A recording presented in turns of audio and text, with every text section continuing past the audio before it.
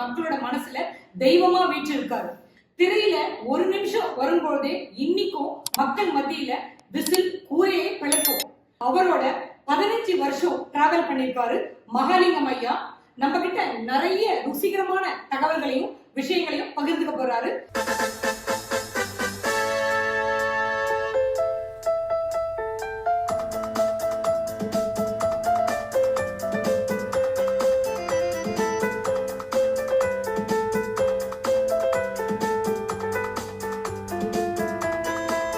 என்னோட தந்தையார் குண்டுக்கல் பையான்னு சொல்லி பழைய காமெடி ஆக்டர் டி.கே.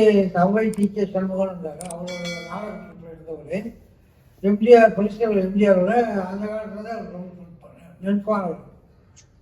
அவரே ஜூலை 26, 1972 மரணம் அடைகிறாரு. அதுக்கப்புறம் எங்கள் ஃபேமிலி ரொம்ப கஷ்டப்படுது. எனக்கு 3 தங்கச்சிங்க, 2 தம்பிங்க. அவரோட டி.கே. சண்முகநாச்சி மூலயமா கூப்பிட்டு என்னை வேலைக்கு வச்சுக்கிட்டாரு. வேலைக்கு வச்சுக்கிட்டு முதல் நாள் அவரை பார்த்த உடனே போய் சாப்பிட்டோம் அப்படின்னாரு. ஒரு டிரைவர் கூடவே அனுப்பிச்சு நீ போய் சாப்பாடு வாங்கி கொடுத்து வாங்கினாரு.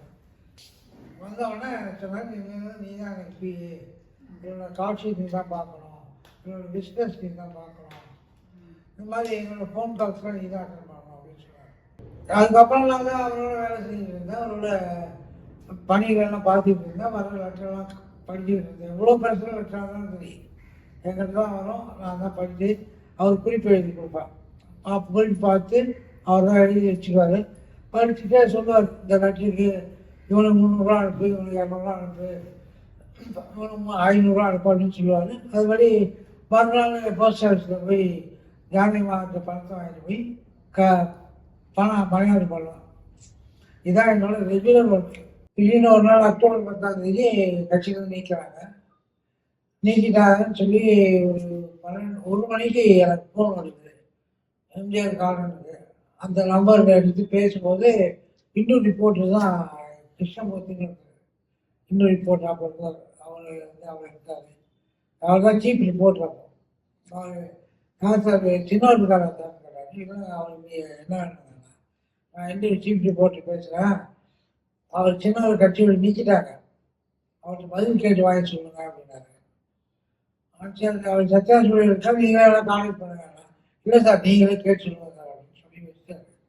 உடனே பண்ணிட்டா சத்தியா சொல்லியிருந்தா அவரோட பர்சனல் நம்பர் ஒன்று 72602 ஒரு நம்பர். அந்த நம்பருக்கு ஃபோன் பண்ணலாம். லஞ்ச் டைம் அவரே வந்துட்டு அவரே லைன் எடுத்தார். என்னப்பா அப்படின்னு கேட்டார். இந்த மாதிரி லஞ்ச் ஃபோன் பண்ணாங்க. அவங்க கட்சியில் நீக்கிட்டாங்க, அவங்கள டிஎம்கே நீக்கிட்டாங்களாம். ஏன்னா உங்களோட கருத்துலாம் கேட்குறாங்க அப்படின்னா. சரி அவர் சாப்பிட்டு கையை கழிவு சொன்னார்.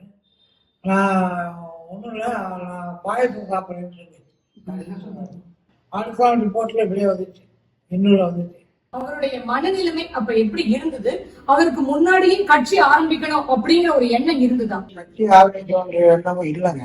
திமுகன்றது அண்ணா ஆரம்பிச்ச கட்சி. அந்த கட்சியை உடைச்சிட்டு வெளியில போகணுன்ற எண்ணெல்லாம் கிடையாது. கனகட்டனுக்கான பேர் சத்தியா சொல்லி வராங்க, இப்போதைக்கு வேணாம் அப்படின்னு சொல்லிட்டு அவர் பிடிவாதமா இருந்தார். அதுக்கப்புறம் பெரியாரை போய் சந்திக்கிறாரு. அவர் மூதறிஞர் ராஜாஜி பார்க்கும்போது அவர் சொல்றாரு, உங்களை அவங்க கட்சி விட்டு நீக்கியிருக்காங்கன்னா அதை அண்ணாவையே நீக்கிற மாதிரி அர்த்தம். சமரசம் பேசுறதுக்காக நாகல் மனோகரன், எஸ்.டி. சோமசுந்தரம், இந்த மாதிரி அந்த அன்னைக்கு திமுக காலத்துல இருந்தவங்க அவரை அனுப்பிச்சு விடுறாரு சமரசம் பேச. அதை அவங்க என்ன பண்ணுறாங்க, அதை பேசும்போது இவரை ஒத்துக்கல, சமரசம் பேசுறதுல ஒத்துக்கல. கொஞ்ச நாளுக்கு திரும்பவும் அவங்க பேசுகிறோம்னா இவர் என்ன பண்ணுறாரு, சரி பார்ப்போம் என்ன செய்யலான்னு பார்ப்போம்னு சொல்லி பேசிட்டு வரும்போது இந்த 2 பேரும் அடிபட்டு வராங்க. முத்திரி புத்தன்றவரும் 2 பேருமே மண்டையை உழைச்சி கை காலை உழைச்சிட்டு அனுப்பிச்சிடுவாங்க. அப்போ அவர் பார்க்குறாரு, வெளியில் பார்க்குறாரு. தொண்டர்களை பார்க்கும்போது பார்த்தா ஏன் என்னப்பா ரத்தம்லாம் அப்படி இருக்குன்றத. அப்போது அவங்க சொல்கிறாங்க, அடிச்சிட்டாங்க எங்களை தெய்வங்காரங்க. அப்படியா? ஒரு பக்கம் சமரசம் பேசுகிறாங்க, இன்னொரு பக்கம் அடிக்கிறாங்க, தொண்டர்கள் அடிக்கிறாங்க. இது என்ன நாடகம் நடத்துகிறாங்க அப்படின்னு சொல்லிட்டு, இல்லை இனிமேல் பேச்சுவார்த்தையே கிடையாது, நாஞ்சில் மனோகரன்ட்டையும் எஸ்.டி. சோமசுந்தரத்தையும் சொல்லி அனுப்பிச்சிட்டார். கோயம்புத்தூர்லேருந்து ஒருத்தன் அதிமுகன்ற கட்சி ஆரம்பிக்கலாம், அந்த மாதிரி கட்சி வந்து இப்படிதான் கொடி இப்படிதான் இருக்கணும் மாடல் அனுப்பிச்சுட்டாங்க. அதை அவர்கிட்ட நான் கொடுத்தேன். ஒரு தடவை பாருங்க இந்த மாதிரி அனுப்பிச்சுட்டு சொல்கிறேன் கோயம்புத்தூர் வந்து. அப்போ அதை வாங்கி தனியாக பேக்கெட் வச்சுட்டேன். அதை டிசைன் பண்ண அங்கமத்தில் இருந்தார் ஆர்ட் டைரக்டர், அவர்கிட்ட கொடுத்து டிசைன் பண்ணுங்கன்னு சொல்லிட்டார். டிசைன் பண்ணுங்கன்னு சொல்லி ஒரு நாள் நல்ல நாள் பார்த்து கட்சி ஆரம்பிக்கணும்னு புறப்படுறாரு. அன்னைக்கு தான் போய் அக்டோபர் 17. கொஞ்ச நாள் சினிமால நடிச்ச உடனே அரசியலுக்கு வந்துடணும், கட்சி ஆரம்பிச்சிடணும், முதலமைச்சர் ஆயிடணும் அப்படிங்கிற எண்ணம் வந்துருது. கட்சி ஆரம்பிக்கணும்னா கோடி கோடியா பணத்தை செலவழிக்கிறாங்க, பல விஷயங்கள் பண்றாங்க. புரட்சி தலைவர் எம்ஜிஆர் அவர்கள் கட்சி ஆரம்பிக்கும் போது அவருக்கு ஏது பணம், அதை எப்படி சமாளிச்சாங்க? பணம் ஒரு 200 கோடி ரூபா போட்டோம்னா ஒரு 500 ரூபா எடுக்கலாமா அப்படிங்கிற எண்ணம் தான் இருக்கு எல்லாருக்குமே. ஆனால் அந்த காலகட்டம் அப்படி இல்லைங்க. ஏன்னா இவர் வந்து கை காசு செலவு பண்ணி தான் கட்சி ஆரம்பித்தார். தொண்டர்கள்ட்ட காசு வாங்கி தான் கட்சி ஆரம்பித்தார். தொண்டர்கள் அவங்களும் செலவு பண்ணாங்க.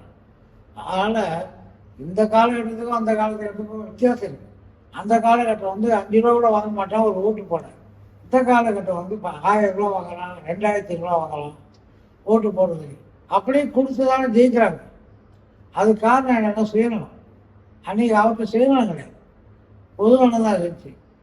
நம்ம வந்தால் ஜனங்களுக்கு ஏதாவது செய்யலாம், இல்லை சத்துணவு கொடுக்கலாம், இல்லை அவங்களுக்கு அந்த மாதிரி டேம் கட்டலாம், இந்த மாதிரி ஐடியாவில் தான் அவர் இருந்தார். தபால் நான் உடச்சி பார்ப்பேன். உடச்சி பார்த்தா ஒரு தபாலில் 1 ரூபா இருக்கும், இன்னொரு தபாலில் 2 ரூபா இருக்கும், 3 ரூபா இருக்கும். இந்த மாதிரி ஒரு 300 ரூபா தேர்வு. அதை வந்து நாங்கள் எடுத்து தனியாக வச்சிருவேன். வச்சு அதில் யார் அனுப்பிச்சாங்களோ அவங்க பேர் வச்சு அந்த தபால் வச்சுருவேன். அதனால் அவர் நைட்டு வந்த உடனே கொடுப்போம். அவர்கிட்ட கொடுத்த உடனே என்னப்பா இது அப்படின்னா, உங்களுக்கு தொண்டர்கள்லாம் அனுப்பிச்சிருக்காங்க கட்சி ஆரம்பிக்க சொல்லி. அப்படியா, சரி சரி, இதை தலைமகத்தில் சாமிநாதனுக்கு அனுப்பிச்சி விட்டுருக்கேன். சாமிநாதன் யாருன்னு கேட்டீங்கன்னா என்னோட தம்பி. குழந்தைங்களை கட்டி பிடிச்சிக்கிட்டாலோ இல்ல வயதான மூதாட்டியர்கள்லாம் கட்டி பிடிச்சிட்டாலோ வீட்டுக்கு போயிட்டு கையை வந்து டெட்டால் போட்டு கழுவுவாரு, உடனே போய் குளிச்சிருவாரு அப்படின்லாம் கூட சொல்றாங்க. அது உண்மைங்களா? ஒரு நல்ல சம்பவம் எனக்கு ஞாபகத்துக்கு ரூம் பாத்ரூம்குள்ளே போனேன். போய் ஒரு புது சோப்பு எடுத்து கையில் வச்சுக்கிட்டேன். அவர் அப்போ தான் வரணும், சாப்பாடு ரெடியாக இருக்குது. அதனால் நீங்கள் சாப்பிடணும் வாங்க போகலாம் அப்படின்னு சொல்லி கூப்பிட்டோன்னே, என்ன இப்போ சோப்பு எது கையிலண்ணா, நான் வேறு கையை கழுவாங்க இதுக்கு அந்த குழந்தை அவரே அடிக்க ஆரம்பிச்சுக்காங்க. அதெல்லாம் நான் கையை மட்டும் கழுவிட்டேன், தண்ணியில் கழுவிட்டேன், சோப்பெல்லாம் ஒன்று வேணும் அப்படின்னு சொல்லிட்டு சோப்பு எல்லாமே கையை கழுவிட்டு வந்தார். அப்போ சுண்டு கையில் வச்சுருப்பேன், சுண்டையும் கொடுத்தேன் தொலைச்சிக்கிட்டு வந்துட்டார். அதே மாதிரி மூக்கு சளி சேர்ந்துன்னா கையில் கர்ச்சிப்பு கொடுத்தோம்னா அந்த கர்ச்சிப்பை வாங்கி திரிச்சிட்டு திருப்பி எங்ககிட்டே கொடுப்பாரு. ஆனால் எங்களுக்கு அது அவரளவுக்கு எங்களுக்கு கிடையாது, இது கிடையாதுல்ல. அது வாங்கி நாங்கள் பேக்கெட்டில் வச்சுருப்போம் 1000. அதுக்கப்புறம் அவர் போனால் அப்படி ஆச்சே துவைக்க போட்டுருவோம். மதுவுக்கு எதிராக தொடர்ந்து குரல் கொடுத்துக்கிட்டு இருந்தார். ஏன் அவர் மனசுல அந்த மாதிரியான ஒரு எண்ணம்? தடுமாற்றத்தை கொடுப்போம். அதாவது ஒன்றும் குடும்பத்தை வந்து காப்பாற்ற முடியாது. அதனால தான் அவங்க குடும்பத்துக்கு இருக்கணும் ஒரு ஸ்லோகமே போட்டாங்க அந்த மதுவிலக்கு கொண்டு வந்து. இதுக்கு உதாரணம் ஒன்று சொன்னோன்னா, ஒரு நாள் பெங்களூர் போகிறோம், நானும் அவர் தான் 2 பேர் போகிறோம் ஃப்ளைட்டில். காலை 7 மணி ஃப்ளைட்டு போனோம்னா அசோகா ஹோட்டல் போகிறோம், பெங்களூர் அசோகா. போய் அங்கே போய் செக்இன் பண்ணுறோம். செக்இன் பண்ணோம்னா ரூம் நம்பர் 666 தான் அவருக்கு நம்பர். எப்போவுமே தங்குறது அசோகா ஹோட்டலில் 666, அது ஐடிடிசி ஹோட்டல். அது அதில் ரூம் போட்டால் கொடுத்தோடனே அங்கே போய் இப்போ வச்சு பெட்டிலாம் எடுத்து வச்சுட்டோம். அப்போ சிஎம் யாருன்னு கேட்டிங்கன்னா தேவரி ஆகிடுச்சு. இவர் என்ன பண்ணுறாரு, இந்த திருப்பா நான் பண்ண தூங்குறான். ஏன்னா இன்னைக்கு ஃப்ளைட் 7:30க்கெலாம் போயிடுச்சு. ஏன்னா அவனுக்கு சாப்பிட்டது அங்கே ஃப்ளைட்டில் கொடுத்து ஸ்நாக்ஸ்லாம் சாப்பிடும். நீ படுத்து தூங்கு, நானும் உள்ளே படுத்து தூங்குறேன் அப்படின்னு சொன்னாங்க. எல்லாம் லக்கேஜெல்லாம் உள்ளே வச்சுட்டு வெளியில் படுத்துக்கிறேன். திடீர்னு என்ன ஆச்சு, ஒரு கதான்னு ஒரு 5-6 பேர் வந்தாங்க. வந்தவுடனே பாட்டிலாக நாங்கள் அழுக்கினாங்க, டக்கு டக்குன்னு சொல்லி எல்லா இடத்துலையும் பாட்டில் அடிக்க ஃப்ரிட்ஜை தந்தானுங்க, அழுக்கினாங்க. நான் 7 மணிக்குனால நல்லா தூங்கிட்டேன், சோபாவில் படுத்து தூங்கிட்டேன்.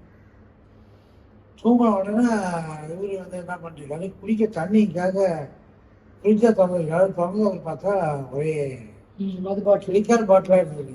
என்ன கூப்பிட்டாரு, ஏன்பா இங்கே வா, என்ன லிக்கர் பாட்டிலாக வச்சுருக்காங்க, எதுக்கு இங்கே இதை வச்சுருப்பாங்க. தெரியலீங்க, எனக்கே தெரியலீங்க, நான் தூங்கிட்டேன் வச்சுட்டு போயிட்டாங்க. கீழே கூப்பிட்டு கேளுனார். அப்போ கீழே அவர் மேனேஜர் இருந்தார், பிஸ்னஸ் மேனேஜர். அவரை கூப்பிட்டு கேட்டேன், என்னங்க இந்த மாதிரி வச்சுட்டு போயிருக்கீங்க, சத்தம் போடுறீங்களா? இல்லை அவர் சிஎம் வராது, நீங்கள்லாம் வெளிச்சு சாப்பிடலாம், அதனால் அவருக்கு அவர் இது பிக்சர் இல்லாமல் சாப்பிட மாட்டார், அதனால தான். அதை போய் நான் அவர்கிட்ட சொன்ன உடனே இந்த மாதிரி என்கிட்ட லிக்கர் எவனும் சாப்பிடக்கூடாது, அவர் சிஎம் வந்தாரு எவனும் வந்து முதல்ல பாட்டில் எடுத்துகிட்டு போக சொல்லிட்டியா, இல்லை நம்ம அடுத்த ஃப்ளைட்டில் ஊருக்கு போகலாமா கேளுங்க. அதுக்குள்ள இந்த மேனேஜர் என்ன பண்ணிட்டான், குட்ராவுக்கும் எஃப்எம் கார்டுக்கும் ஃபோன் பண்ணிட்டான், பாட்டில் வச்சு போயிருக்காங்க, அது அவருக்கு பிடிக்கல அப்படின்ட்டு. இல்லை அவர் யூஸ்வலாக சாப்பிட்டு தான் சாப்பிடுவார் சிஎம் ஆகணும். இல்லை அது சரி, அது அவருக்கு நீங்கள் சொல்லுங்கள், நம்மளும் சொல்ல முடியாது அவர்கிட்ட. இல்லை நானே கொடுங்க அவர்கிட்ட பேசுகிறேன், எம்ஜிஆர் கூட நான் பேசுகிறேன். அது சரி குன்றா பேசுகிறாங்க, குன்றாவிட்டு பேசுகிறாங்க. என்னங்க இது எனக்கு தெரியாமல் நீ மாதிரி பாட்டிலாம் அடிக்க வச்சு போயிருக்காங்க.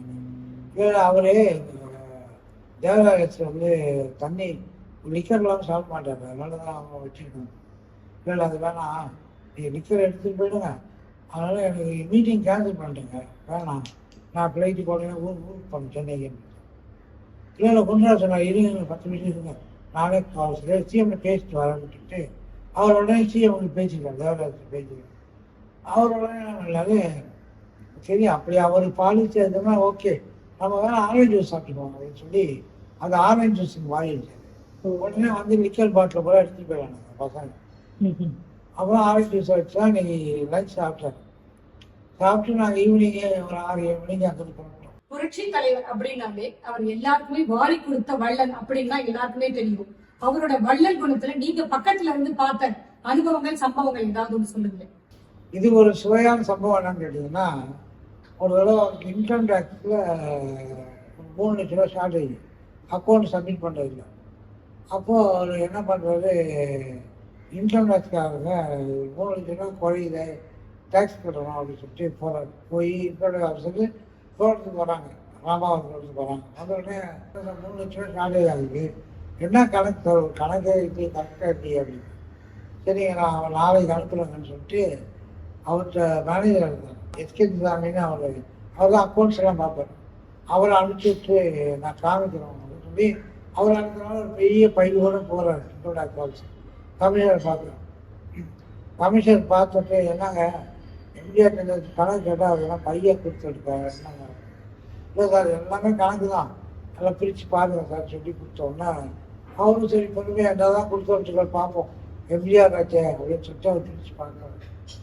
பார்த்தா என்ன 200 ரூபா அனுப்பிச்சது, லெட்ரு அனுப்பிச்சது, இந்த மாதிரிலாம் யாருனாலும் 100 ரூபா அனுப்புங்க எனக்கு கஷ்டமாக இருக்குது, அப்போ நான் பழைய நடிகேன் எனக்கு 500 ரூபா அனுப்பி விடுங்க ஹாஸ்பிட்டல் செலவுக்கு, இந்த மாதிரி எனக்கு கல்யாணம் வச்சுருக்கேன் என் பையனுக்கு, அவனுக்கு ஒரு 300 ரூபா தேவைப்படுது. இந்த மாதிரி சப்ஜெக்டுகள் லெட்ரு, அது லெட்டருக்கு ஏற்ற மாதிரி மணியாடு ஃபார்ம் வாங்கி அதை எழுதி கையெழுத்து போட்டு ரிசீவ் வாங்கின ரிசிப்ட்லாம் வாங்கி கையெழுத்து போட்டுச்சு கமிஷனர்.